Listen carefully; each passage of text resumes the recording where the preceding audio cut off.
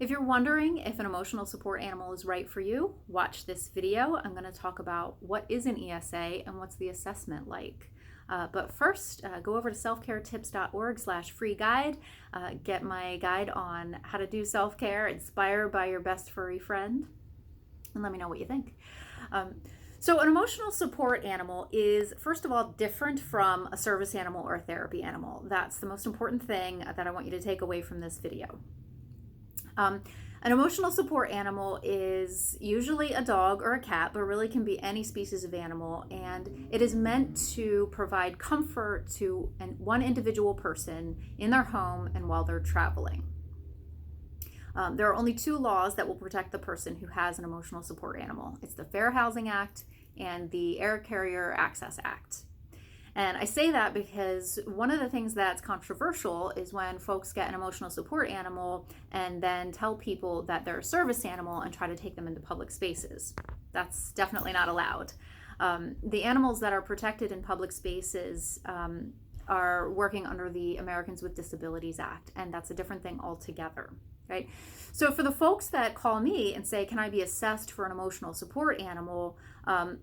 We're working very specifically within that category and under those two laws that I just mentioned. We're not talking about service animals or therapy animals at all. So when someone does call and asks for an ESA assessment, I let them know that it takes about 90 minutes and it is pretty involved, and they do get a chance to play with Benji.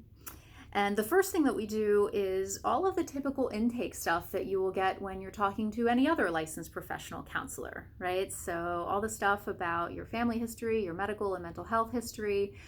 And then we'll talk about the specific problems that you're hoping the emotional support animal will help you with. So often this is depression or anxiety. So we'll talk about those symptoms. We'll do a couple of inventories that are specific to measuring, how is the depression or the anxiety affecting your life, and we'll talk about what you're already doing, because an emotional support animal can't be the only thing that helps a person treat the problem they're facing, the mental health problem they're facing. In addition to the actual mental health assessment, there is lots of time devoted to psychoeducation around the rights and responsibilities of having an emotional support animal. So folks, need to know that the animal does have the right to be in their home, even if the person who owns the home, their landlord or landlady, has a no pets policy. If they do have a letter from a qualified licensed professional counselor saying that they should have an ESA, then they're within their rights to bring the animal into the home.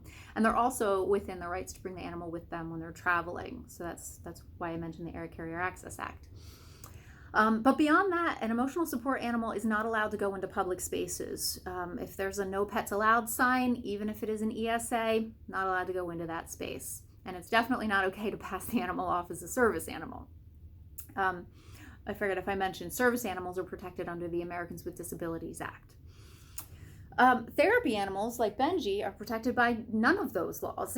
And the only reason that Benji is allowed in the building where I work is because he was specifically written into my lease. And when I take him into public places, I always ask for permission to bring him in. So that's part of the responsibility of having an animal of whatever kind with you.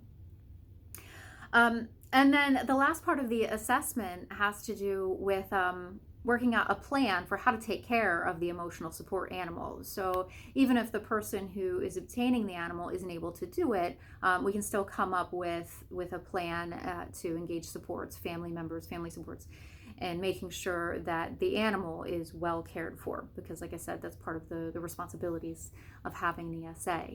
And then there's lots of time just to play with Benji, just to throw the ball around, or watch him sleep, which I guess is what we're doing in this video. And it can be really comforting and soothing just to have that time with Benji. So hopefully that answered some of your questions about emotional support animals and how to get one, or how to find out if you qualify to get one. If you have more questions, give me a call or drop a comment. And hey, don't forget to go to selfcaretips.org/free guide and check out my thoughts on how to do self-care inspired by your pet.